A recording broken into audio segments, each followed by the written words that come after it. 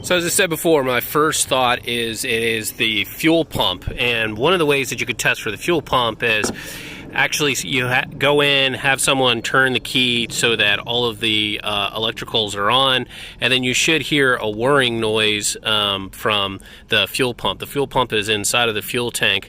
I did that. I can hear it. That doesn't rule it out, but if you don't hear it, then that's a definite indication that you got a bad fuel pump. The fuel pump is actually quite difficult to get to. Here in this Jeep Liberty, you either have to drop the whole fuel tank, or there is a hatch that you can get to in the back, but it's sealed pretty tightly and it's really difficult to get off. So what happens is the fuel pump then pumps the fuel all the way back up to the engine, and that's what we're going to take a look at next.